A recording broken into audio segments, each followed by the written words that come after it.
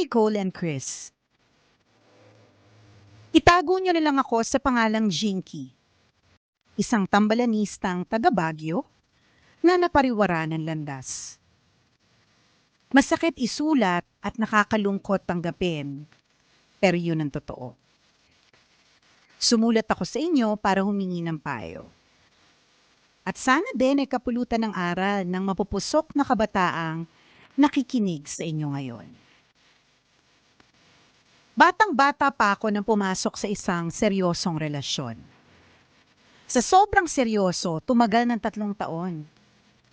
Kaya lang habang tumatagal, nararamdaman ko kung gaano ka immature yung boyfriend ko. Napaka-controlling. Nagtrabaho na ako sa BPO noong mga panahong ito at na-realize ko na mas okay kasama ang mga kaibigan kaya nakipag-break ako sa jowa ko. Sa bagong grupo ng mga kaibigan, may naka-fling ako. Mabilis sa mga naging pangyayari at nabuntis ako. Pinili ko na hindi ipaalam sa tatay ng anak ko na may anak siya. Pero ngayon napapaisip ako kung dapat ba. Nahihirapan na kasi ako sa trabaho. Palagi akong pagod kasi gising ako sa gabi tapos pinipilit kong matulog sa umaga. Kahit hirap na ako sa kakatrabaho, kulang pa din ang sweldo ko. Ang mahal kasi ng mga bilihin. Kaya tuloy napapaisip akong ipaalam na sa tatay ng anak ko na may anak siya para naman matulungan niya ako financially. Baka naman sakaling magkaroon siya ng partisipasyon kahit paano. Kaya lang, baka naman hindi niya tanggapin yung bata. Baka magduda pa kung sa kanya ba talaga. Kung sakaling tanggapin naman niya ang anak ko, baka naman wala siyang pagsusustento. Kung tutuusin, yun lang naman talaga ang habol ko. Tambalan, ano ba kaya mabuti kong gawin?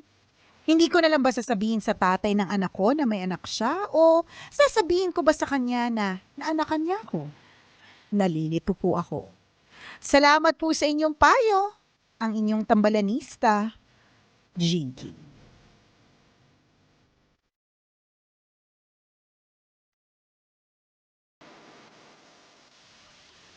Hello sa'yo, Jinky.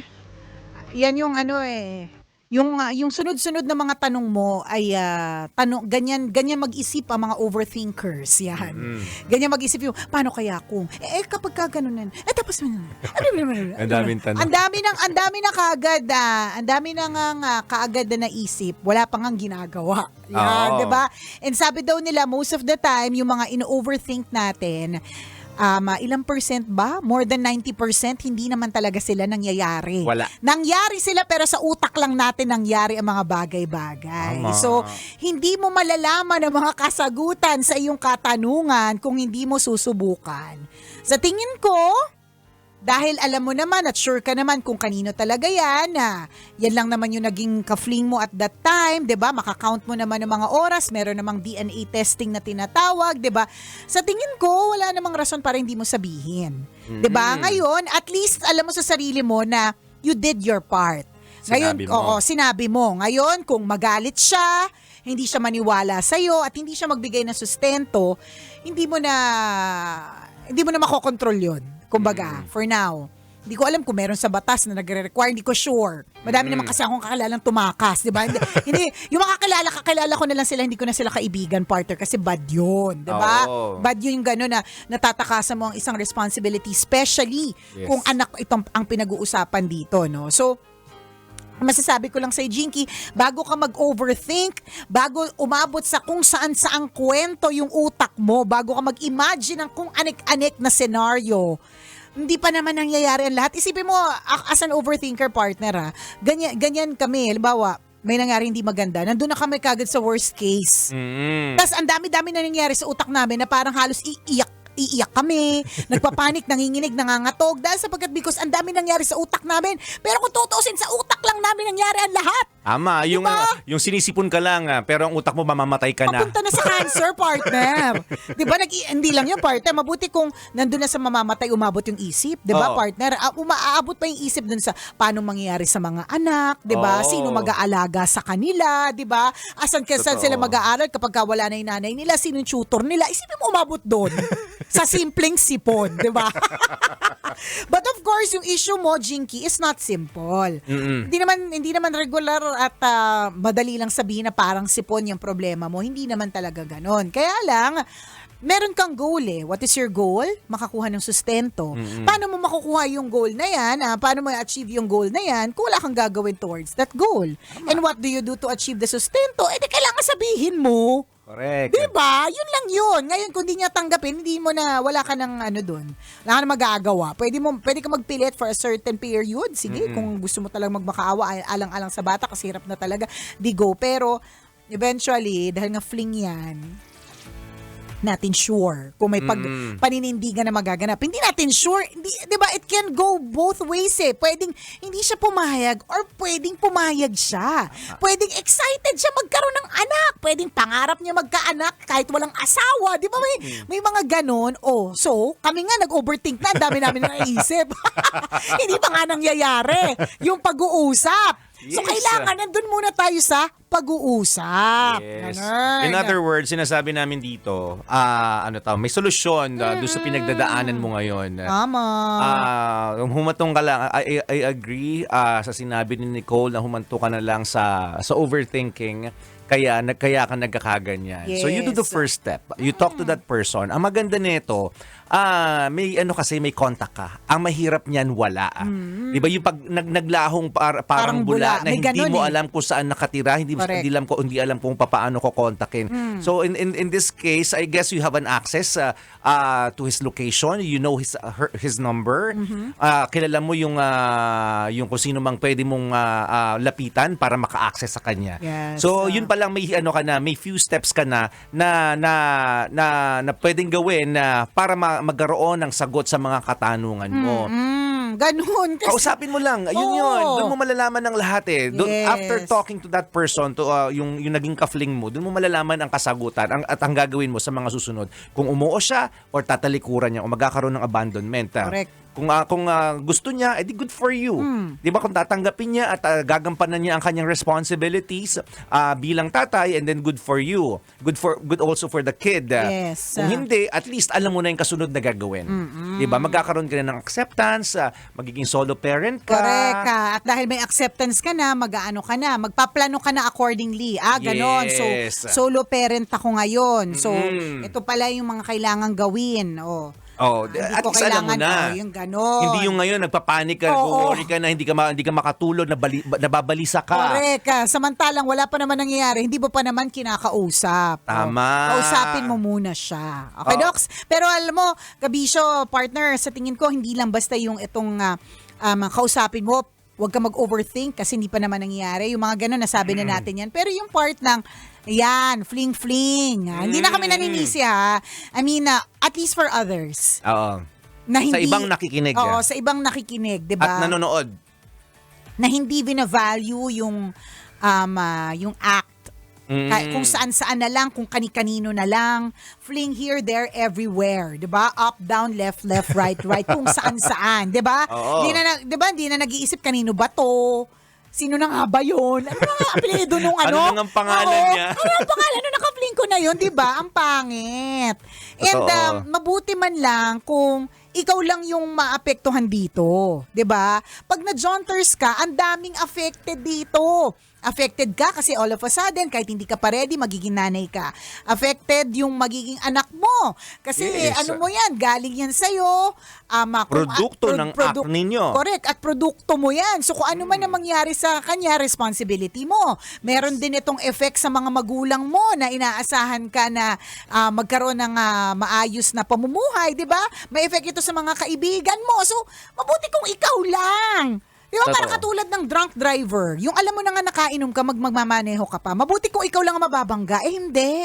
May mga makakasalubong ka sa kalsada. May mga posibleng maapektuhan ng dahil sa pagiging irresponsible driver mo. So, ganun din ang pag-fling-fling. Totoo. Di ba? Pasensya na kung very tita-tito, yung parang ano ba naman yan, napaka-ano naman, ganun. Tawagin nyo na kami napaka-ano, di ba?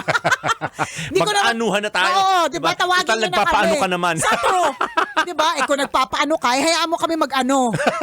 Mag-sermon dito. Kung ano man yung Diba? naano mo, di naman tanggapin mo yung ano. Correct. Kasi yun talaga yung ano. Di ba? Oh. I mean, Diba? yun lang na it's also an open eye opener para dun sa mga ganyan yung gawain na parang wala Totoo lang, yun. ito na yun. May mga, although hindi naman natin, okay, so try nating intindihin, baka may pinaggagalingan kung bakit ganun. Kaya lang, di ba, hanggang kailan? Hanggang Hindi kailan dapat yung ganon. pag-fling-fling na ganyan, Oh, di hanggat ba? maaari iwasan natin na magkaroon ng maling desisyon sa buhay. Yes. Particularly sa ganitong klase ng aspeto. Na may bata mabubuo, di ba? Oo, My totoo yun. gosh. Hindi kami naniniwala na ito ay isang chance, 'di ba? Lahat ng nangyari sa inyo By 'di ba, choice. Ay yun ay may proseso, may thought process na tinatawag. Hindi ito yung parang, di ba, ano yung sanabi niya, na ang bilis ng pangyayari, kahit gaano kabilis pa ang anuhan ninyo, di ba? May thought process, tama si partner. May mga may proseso yan. bago kayo umabot. Yung hubaran pa lang, proseso na Correct. yun. Papayag ba ako magpahubad? Yan. Hindi. Or hindi. ano, di totoo, may Oo. yung saan gagawin. Oo, yung nagtutupes Diba? ka pala kasi ayaw mong mahalikan ka babaong hininga mo. Correct. Nagpo-proseso ka na nun eh. Oo. Papayag ba ako maghahalikan kami o hindi? Oo. Di ba? Kasi Yung alam mo nang pag nag-umpisa ng halikan, alam mo Ayan may kasunod na. Yan na yung kasunod, Oo. di ba? O yung patay bang ilaw o bukas? di ba? Lahat yung proseso eh. Ilang oras lang ba kami dito? Kasi may lakad pa ako mamaya. Di ba? Hindi totoo. Hindi mo pwede sabihin, ang bilis po ng mga pangyayari. Nabuntis Hindi ko po ako. sinasadya. Di ba? Hindi ko po sinasadya. Ano? Bago magdunggulan mga kabisyo. Lahat yan dumaan sa Lahat yan- pag-iisip. Oo. Lahat yan. Pinroseso ng isip yan. At saka aminado ka naman, di ba? Hindi ka naman victim dito eh. Ibig sabihin, aware ka. Aware ka and with your consent, di Yes. ba? Alam mo, and you also know that it is a fling. Di ba? So, yun yung These are the consequences of your actions. So, kaya nga ang ano natin, okay, nandiyan na yan, di ba? Mahalin ng bata, yun yung pinakamahalaga. It's a gift from God. Pero this is also, again, serves as an eye-opener and a reminder para naman doon sa mga ganyan ang gawain at ganyan ang ganap. Yes. Diba? So maging maingat po tayo sa pagdedesisyon natin, lalong-lalo na kung involved dito ang katawan mo, Yes, relationship mo, and correct. yung well-being mo. Tama. Kailangan pa bang i-memorize yan? Basic. O, di ba? Ang kailangan mo, kabisyo, maging astig ka na lang sa decisions mo. Tama. Di ba? Isa sa mga pwede maging astig, meron akong Arena Plus app. Oy, totoo yan. Naniniwala ako dyan. Alam nyo ba na sa Arena Plus, astig ka sa sports. Ang Arena Plus ang tinanghal na Best Sportsbook Operator for 2024 ng Sigma Asia Awards. Ito talaga ang magpapabago sa paraan mo ng pag-enjoy sa mga paborito mong laro. Ang astig sa Arena Plus, hindi mo na kailangan pang maghanap kung saan-saan ng mga latest scores, Yes. results ng inyong paborito mga games. Kasi nandyan na yan all in one. Di ba? Sa Arena Plus app, pwede mo na makita yung mga games ng PBA, Yes. PBL, NBA, yan, soccer, basketball, volleyball, at marami pang iba, pati boxing. Ay, agree ako dyan. At pwede mo ring masubaybayan yung mga live games ng local at international sports properties sa kanilang web-based or mobile applications gamit lamang ang inyong mobile device. O, di ba? Ang Arena Plus po ay licensed din ng Philippine Amusement Gaming Corporation of PAGCOR para masigurado na legal at secure ang gaming environment ng ating mga users. At dahil gusto naming astig ka kabisyo, alam mo ba na astig din ang mga official endorser ng Arena Plus? Tambalang ni Kauliala Chris Chuper. Scotty Thompson ng PBA. At syempre si Jordan Clarkson, endorser din. Oh, di ba? Siyempre, ang kumanta ng official jingle ng Arena Plus, Halina sa Arena by Glock 9. Kaya naman, download Arena Plus app now in App Store. You can also watch it on arenaplus.ph. Arena Plus, Astig sa sports. Gaming is for 21 years old and above only. Keep it fun. Game responsibly. O siya, Ganon. maraming salamat sa iyo, Jinky, for sharing your story. Muli ako ang kumikinang ina mo na si Nicole Yala. At ako naman si Cambio King Chris Chuper. Na nagpapaalala, walang matatag na relasyon Sa malanding may determinasyon. Yun!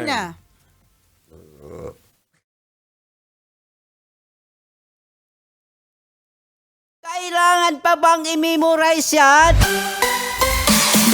Love sake!